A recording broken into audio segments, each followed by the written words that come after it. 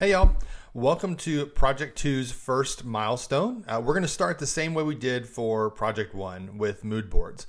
As you know, mood boards are essential for you to get your ideas on paper and for your client or the person you're working with to get an idea of maybe the direction of a site that you're building or an application you're building.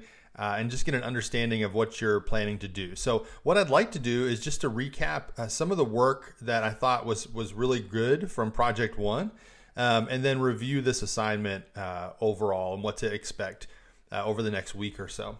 And so just to maybe start with some of the mood boards that I thought were especially good from Project 1, and I think it's good maybe to highlight these because for the entirety of that project, everybody was kind of siloed in their own groups. And it's primarily, for feedback and peer review and collaboration. But, downfall of that is seeing everybody's work. And so I think this is a great opportunity maybe to highlight some of the ones that I thought worked well across all the groups and maybe touch on a few things as to why I thought they worked well.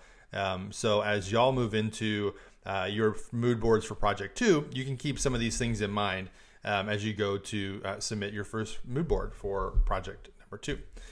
All right, well, let's jump in here. So the first one I've got is the Lake to River Food Co-op mood board. This is done by Abigail. What I really like about this mood board is first off the creativity. So Abby took the colors and some of the things that made that logo for Lake to River Food Co-op unique, and some of the colors that she was going to use as far as her primary and secondary color palette for the redesign, and kind of sprinkled that throughout the page, throughout the mood board itself. One of the things I remember on this site in particularly, it was lacking really any color depth or any type of color at all in their existing site, and so I believe she wanted to bring this out into life. And so I really like how she kind of creatively wove those colors and the textures throughout this mood board. I really like the font pairing. I think the font pairing is interesting because that first heading font kind of plays really well with the existing kind of Lake to River Food Co-op brand. Now, it's not a one-for-one, and that's okay, but that heading will be used sparingly throughout the site, enough to create impact and get the user a sense of uniformity and cohesiveness across the site. And she's paired that with a font called Roboto, which is a great sans serif font that's provided by Google Fonts that really makes web design and web building that much easier if you're already using a web-based font. We'll probably talk a little bit about that in this project, maybe the importance of choosing a font that is web-based, not local to your machine or to your desktop. But I really like the font pairing in this one. Also like the color palette. I've already mentioned that. I think the color palette was really cool. It pulled from the existing Lake to River logo, and I like how she brought that in from their existing branding. And then also the UI options. And so it's a little tough for you to see. Let me just kind of move me over a little bit. But what I like about the UI options is you get a clear sense off the bat of what she's planning on doing for the redesign. These 3 examples, while very different, are very similar. There's a large kind of hero graphic. There's kind of some background imagery or texture. Each of them it's a boxy approach. Each of them have specific calls to actions and large content blocks. And so as a client, as a viewer of this, I can kind of get a really good feel of what Abby's intended approach for her redesign is based off of this mood board. And for me, it comes down to the font pairing is a nice touch, the color palette pulling from the logo itself, and then these 3 UI options, which are distinctly different but yet very, very similar. So that's mood board number 1. I thought was really good to highlight. Mood board number 2. This is Katie's Corner mood board by Natalie Walk. What I really like about this is compared to Abigail's, this is very structured. It's very linear. I can consume this really easily. And it's not that one approach is good or bad. They're just different approaches. And so the organization for this one and the clarity is really well done. I can, even if I'm not familiar with mood boards as a client or as a consumer of this, I could get an idea of maybe what the intention of a mood board is, to highlight the color palette, the UI inspiration, the photography, the headlines, the body copy, and then those four adjectives. And so I really like the organization of this. I can just really cleanly read that down the page and see, I love the labels on this. And there's a few other examples that I'll include here that have labels as well. I like the color palette treatment. Being able to highlight the primary palette, those three options, and then following that with the accent colors, and how she wove the accent colors into the background, and with those kind of bubbles and the shapes of the circles in the background. And so this is a really clean, well organized palette and mood board itself. I really like the adjectives. I thought this was an interesting way to use the adjectives as the representation of the body font.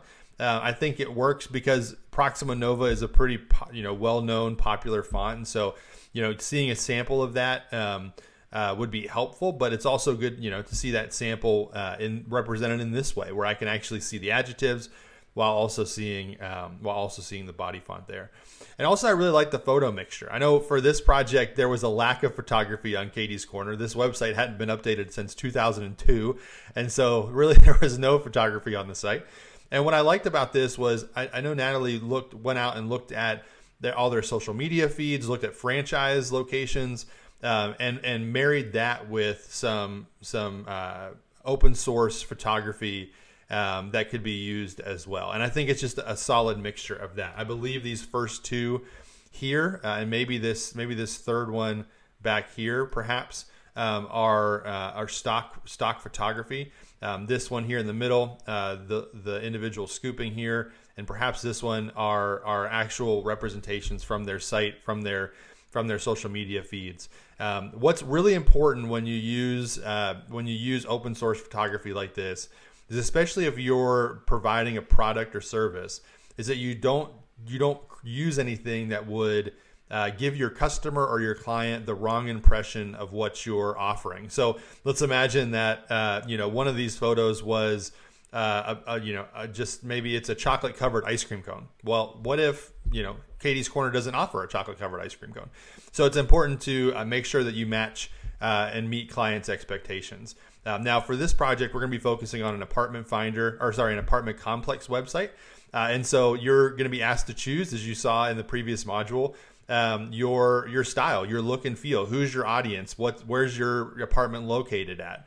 And so those are all important things, and would be important things to convey through your photography. And so I think this is a good mixture of balancing, the actual photography that they have with inspiration taken from open source photography as well. All right, on to the next one. So the next one I have highlighted for you is the Bombay Curry Grill. And with this one, this is Samantha Nan's mood board with Bombay Curry Grill, I think located in Niles. What I really like about this mood board is she's got a soft gradient in the background. I think that's really nice. It plays well with the color scheme that she's chosen. But I really like the texture as well. And what I remember happening with this mood board was the pattern here was taken from inspiration from their menu itself. And so this kind of texture, this pattern is outside of the menu itself. And so bringing that in as a custom pattern, and then the texture as well that you can't really see behind me here. But this pattern, this texture, I thought was really nice and an interesting thing to think about including on the site. I don't know if that's represented in their restaurant at all. But I liked that inclusion of that texture and how it played into kind of the overall theme of Bombay Curry Grill, partnered with the custom patterns. And so, sometimes you'll maybe if you get assets from a client, or you're working on a freelance opportunity, or even in a corporate setting or in a business setting, you might be limited as far as the assets or the content or the photography or the patterns that a client or a brand or a company might give you for a redesign. And so sometimes you have to pull from unique sources. And I thought this was a great example of taking, an existing artifact, an existing piece of content that the patrons of Bombay Curry Grill would be used to, that menu, and taking that pattern that exists on the menu and bringing it to life here in the mood board itself. I really think this is a good balance of, there's a lot of information here, so I can get an idea of where we're going to take the redesign, but there's not too much. So there's a lot on here, and you get a good idea, but it's not necessarily overpowering or overwhelming to me as the user. I can see the color palette choice, which I think is also nice, plays in well with some of the colors on their building, on their menu, what the experience inside the restaurant. So I think the color palette is great there. I can see, big portions, flavorful, unique, friendly as my adjectives. I've got great examples of UI and photography scattered throughout. And I get a really good sense of the UI choices as well, based off how they're scattered throughout this mood board itself. So I really like that. And of course, the color palette choices, I like the way primary for text is highlighted, primary and secondary, and then a couple other color palettes or color options that would be applicable in that secondary, maybe accent color range as well. And like I said, I think what was really interesting about this color selection was that I think those, especially that vibrant kind of pink salmon-y color, wasn't wasn't on their current site at all. But that's being pulled from their actual location down here. And that building is unique and vibrant, and so I really think it's cool to be able to pull from that. Again, not maybe a traditional source that you would pull color from, but a unique one, especially given the location and the actual kind of physical property itself. So I think this is a good example of a very detailed and mood board that has a lot of information, but that balances it well with some creative custom patterns and a color palette that pulls from some unique sources as well. All right, I think I just have a few more here for you. So on this next one, this is Body Goodies. This is by Megan Smith, and I really like this one from a layout and organization standpoint. It's really easy for me to see what the photography selection is going to look like, the UI design images, the header, and all that plays really well and really well organized throughout this site. And so from an organization layout perspective, this is really easy to consume. I love how she's woven the color palette and the large shapes consistently throughout the mood board itself. There's not a mixture of hard edge squares and these rounded corners and the pill shaped here, like exampled here in the kind of the overview or the mission statement of Body Goodies, but it's kind of this soft rounded edge throughout. And so I think that's important to keep in mind as you lay out your mood boards, is the consistency in some of the background elements that you might be using. Whether they're all squares or they're all the kind of these softed rounded corners, if you even have them at all. It's not necessary that you'd have this kind of backdrop color on your mood board. It might be a different brand that needs a different look and feel. I really like the font selection here. I think this is a playful font, and I think if you're going to use a playful font in anywhere, it should be in your headline. And so this is an interesting font that matches. I think that pairs well, at least, with kind of this handmade Body Goodies logo. And the body text is not, compared to the headline, is a really clean, easy font to read. And I think that all plays quite well. I like the color selection also. I know this is a site that originally lacked any real personality or color on the actual site. And so I think these are soft, neutral colors that work well for the product that Body Goodies is trying to sell. This handcrafted, handmade, all natural, body care products for all skin types. And I think that's that color palette kind of speaks to that soft, natural, kind of fleshy tone, for lack of a better term, but works well with kind of the soft, neutral color palettes that are shown in the actual products themselves.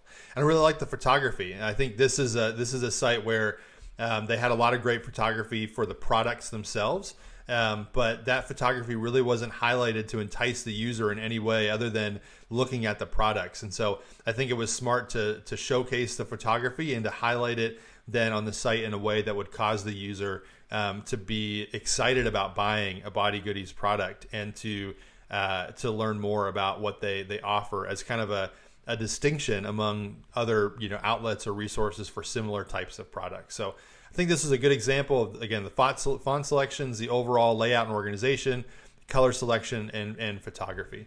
All right, let's go one last one. So this one is Tulips Interior by Macy, and what I really like about this one is, again, the organization. So unlike Natalie's, which was very kind of vertically structured, we've got the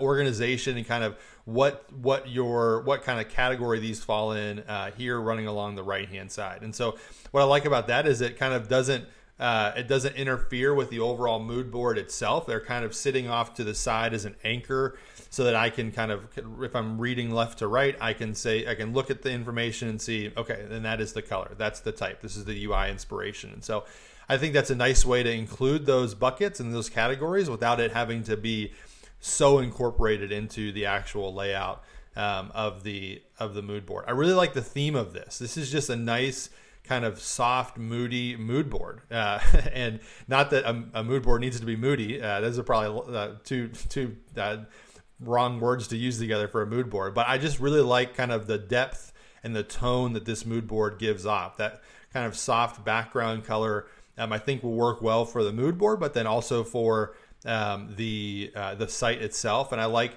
that the color palette, I think this was adjusted from the first submission to the second, where the first submission was just really dark. And this one is kind of feels a little bit more soft, organic, natural. And especially for an interior design company, I think, these colors I could imagine these on the wall in a room somewhere. And so I think these are really great colors to highlight there that go with the overall theme itself. I think this is a really well organized approach to a mood board. I love that the inclusion of the logo, the detail of the website redesign mood board, how everything visually is well balanced within this mood board itself. I love the UI examples in this. So this is a site that is coming probably from maybe a mid 2000s WordPress site to a redesign, and so I think with that there's great opportunity to highlight some of the modern look and feel of web design, and I think Macy captures that here and would give the client a good idea. Obviously, including Magnolia Brands is a great thing. That would be a recognizable brand within the interior design space. And so taking inspiration from that, and also just the high contrast photography balanced with kind of the call to actions here. I think this is just a really nice selection, especially given the type of industry or field that this website falls in interior design. I think these are great examples for that. I also like the inclusion of the photography and textures. One of the things on the current site I remember is that there was a lot of photography on the site, but there really wasn't any meaning to it. It was mostly blog posts. And so I like how Macy called this out here to showcase some of the better examples of her redesigns, of the interior redesigns of a space. And so that will play well into even the images she has here with this image. You could easily swap this image here on an existing UI with one of these below and get that same vibe, that same look and feel that you wish to achieve in those UI inspirations. And I like the textures too. And so while these might not be incorporated into the actual website itself at the time of making this video, I'm not quite sure yet, but just including those textures, there's different ways you can do that. Perhaps it's a really subtle background pattern on the website. Perhaps it's the way you incorporate it as an accent, component to the site, where it's not interfering with the text or the photography, but perhaps it's creating depth and texture on the site itself. And so, especially for a company like this that provides the services of interior designs, they're going to be dealing with textures and patterns in every space that they design. And so while textures aren't going to work for every site, I think the ones that have included it here, the Bombay Curry Grill and then this Tulip Interiors, I think it does a good job to highlight those textures given the industry that they find themselves in here. All right, well, let's go over real quick. I think those are, like I said, 5 good examples of really well done mood boards. And so hopefully that gives folks who weren't in their group an idea to take inspiration from as you move into the submission of your first mood board here in project number 2. So just as a note, keep up the great work. It was tremendous to see your first submission, from those first submissions to the second submissions in the final mood boards, and to see the progress and the feedback that was given. And what I really appreciate is that for the majority of y'all, you took the feedback both from myself and your peers to heart and actually made considerable efforts to change and to update your mood boards. And so keep that in mind as we move into this first into the mood board for project 2. And keep in mind your final submission. I think there was a lot of great movement and a lot of great examples and progress made in your second submissions in project 1. And so keep that same mindset and the things that you tweaked. And now that you're a little bit more comfortable with mood boards, I'm sure for some of you that was your first mood board. And so hopefully seeing your peers within your group, seeing some of these good examples from project 1 will help highlight and give direction for and some inspiration for project number 2's mood board itself. So just to go over the instructions, as far as the creation of the mood board, nothing has changed from project number 1. But just to think about the context of this project, think about what type of apartment you're designing for. What kind of style does it have? Who's going to be living in these apartments? Where is it located at? Is it an expensive price point or maybe a cheap and affordable price point? And so those will all be things you'd want to keep in mind as you create your mood board. You're also starting from scratch. And so how you lay out your mood board is up to you. You can be as creative or as structured as you want on your mood board based on your apartment complex. And so if it's a more modern, trendy, very, black and white style apartment complex, then maybe it's a very structured site. If it's maybe a more, if it lends itself to being more playful, family oriented, then maybe it's a more playful apartment complex mood board. And so whether you're designing for an ultra modern complex in the city or an off-campus unit for students, understanding your audience and understanding their needs and kind of where this apartment that you're going to be designing for is located is a great starting point for your mood boards. Your mood boards, like I said, this doesn't change from project 1, but must include at a minimum the color palette, the typography, showing the header and the body font, and then actually saying what those fonts are. I think that was missed on a couple mood boards in project 1, but showing the header and the body font enough to give the end user an understanding of what it would look like, and then actually naming those fonts as well, whether that's a tag or however you represent it on your mood boards. Textures and patterns, if it's applicable to your apartment complex. Photo inspiration, so 3 minimum, again, examples of that. Photography of what your apartments might look like, and again, you can pull from sources with this. I think that the where we're at with web design and with this class and with this project, pull from open source options like Unsplash and Pexel and others that you might know of. You can pull photography inspiration from existing apartment websites that you take inspiration from or might look at for inspiration to use in your photo inspiration here.